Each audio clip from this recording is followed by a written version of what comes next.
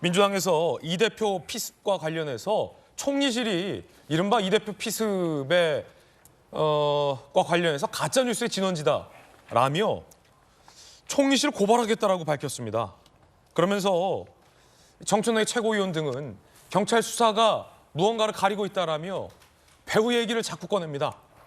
이미 습격범은 단독 범행이다라고 밝혔고 스스로도 밝혔을 뿐 아니라 경찰도 배우는 없다고 밝혔는데요.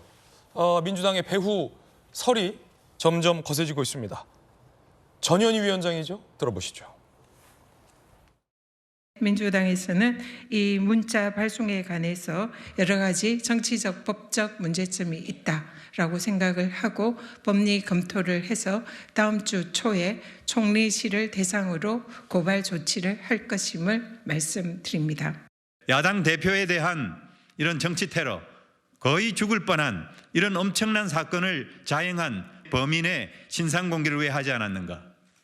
그 경위를 밝혀야 합니다.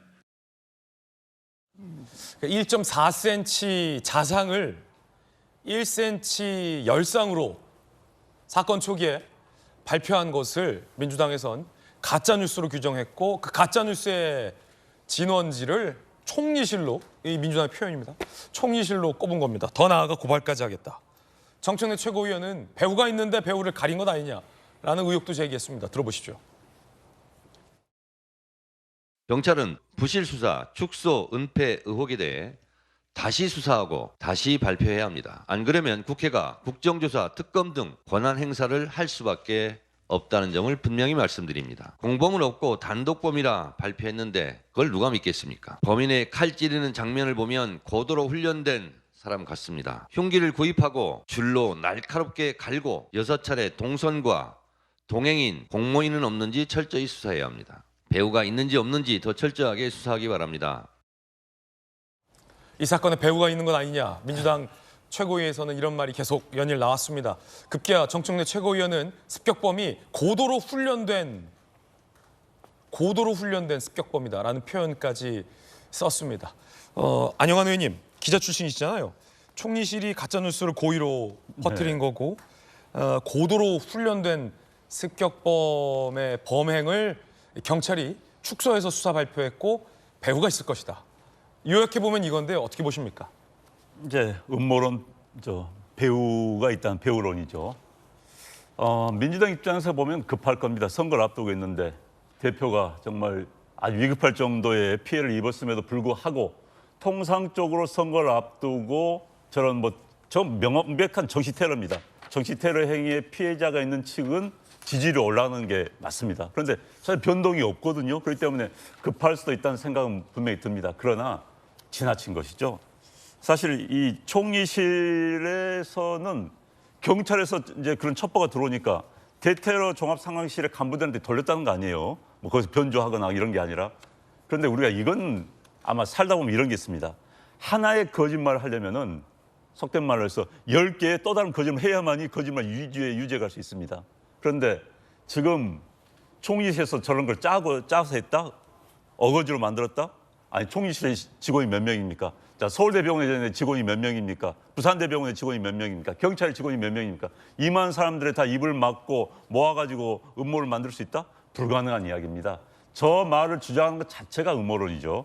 그다음에 지금 정청래 의원, 지금 이제 피를 닦는 장면이 나옵니다만은, 자, 경찰에서 지금 저 습격을 당한 상황은 이미 화면에 다 담겨져 있고, 그런 다음에 경찰에 옮길 때도, 병원 옮길 때도 민주당에서 다 옮겼고, 일단 부산대병원에서 정규 대한민국 국립병원에서 치료를 한 겁니다. 그런데 거기에 뭐가 개입될 수 있겠습니까? 그다음에 경찰 이야기대로라면은 저것도 모든 게, 자, 피가 남아있으면 공공장소입니다. 보기가 좀 그렇지 않습니까? 그래서 규정대로 치웠다는 거예요.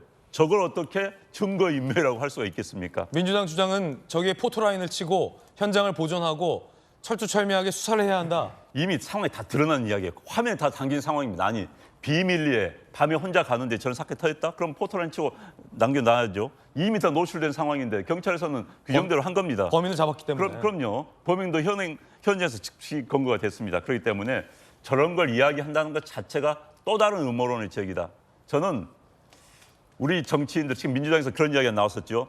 공천 과정에서 막말한 사람들, 대해서 뭐 벌점을 주고 징계를 가하겠다. 음모론을 제기한 사람들에 대해서도 벌점을 주고 공천 과정에서 불이익을 줘야 되는 겁니다.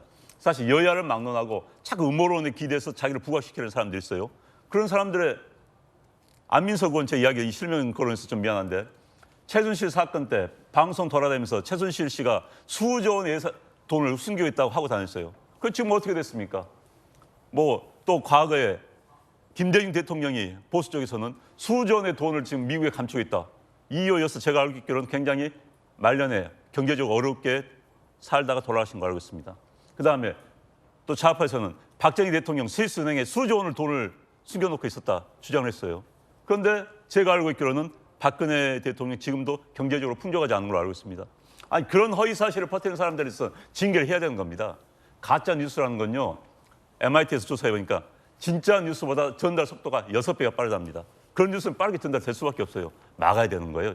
책임 있는 정치인들이 저런 음모를 제기하는 것에 대해서는 책임을 지게 만들어야 되는 겁니다. 예, 김영주 의원님. 네. 정청래 최고위원은 습격범이 고도로 훈련된 사람이다라고 밝혔는데 제가 사실 고도로 훈련된 사람을 많이 봤거든요. 국방부 출입 기자를 오래 해서 습격범의 이웃 주민들은 공인중개사 사무실을 하면서 바둑이나 두고 이 유튜브를 좀 자주 보는 것 같다라고 진술하고 있습니다. 경찰의 수사 결과도 보면 이 편향된 컨텐츠 등에 너무 심취해서 극단적인 정치 심취로 인한 범행이다라고 결론을 내고 있는데 정청래 최고가 밝힌 것은 마치 누군가의 배후에서 조직적이고 체계적으로 고도의 군사훈련을 받은 듯한 것으로 묘사가 되고 있어서 글쎄요. 인식 차이가 너무나도 큰데 어떻게 보십니까?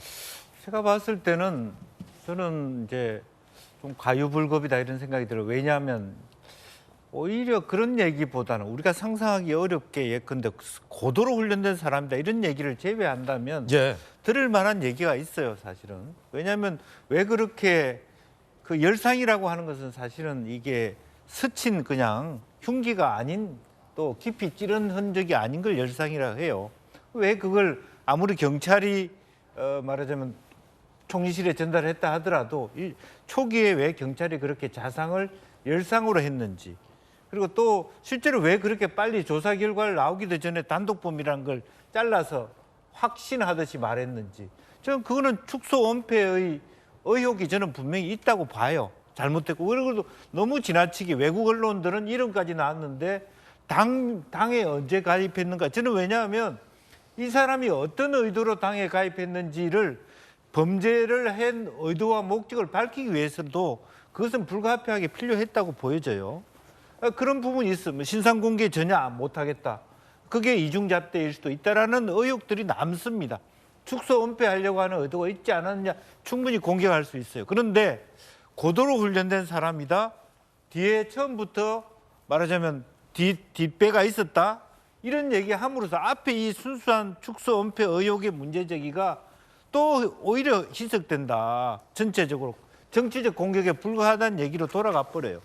그래서 오히려 저런 얘기를 할수록 훨씬 더 과학과 근거에 국민들이 봤을 때 저건 진짜 문제가 좀 있네.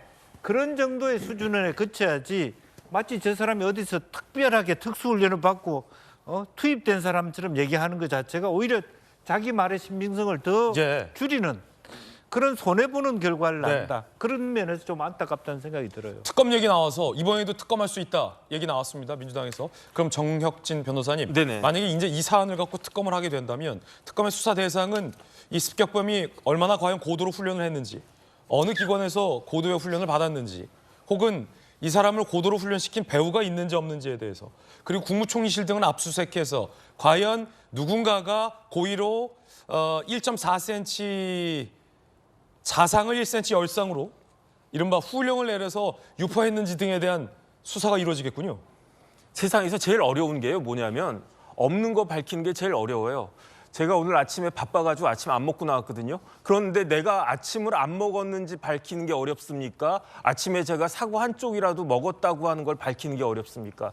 고도의 특수훈련을 갖다가 받았다라고 하는데 도대체 고도의 특수훈련을 왜 60대 그 거의 이제 나이 드신 조금 있으면 이제 노인이라고 할 수 있는 어떻게 법적으로 노인이거든요. 그런 분을 잡아다가 고도의 훈련을 시켜가지고 도대체 무슨 결과를 얻으려고 하는 것인지 제가 봤을 때는요 민주당은 이 뭐 특검 같은 거 이렇게 계속 하지 마시고 뭐부터 해야 되냐면 검수원복해야 돼요.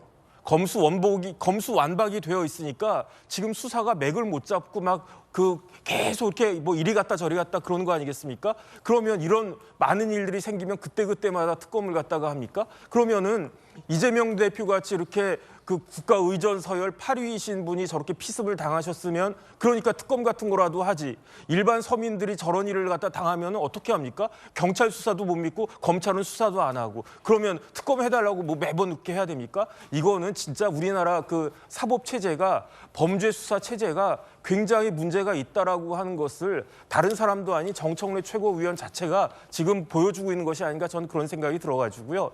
일단은 경찰 그 신뢰하고 경찰의 그 수사를 계속 믿어주고 그다음에 지금 많이 이렇게 손상된 우리나라 범죄 수사 시스템을 다시 복원하는 것이 굉장히 필요하다. 저는 그렇게 생각이 됩니다.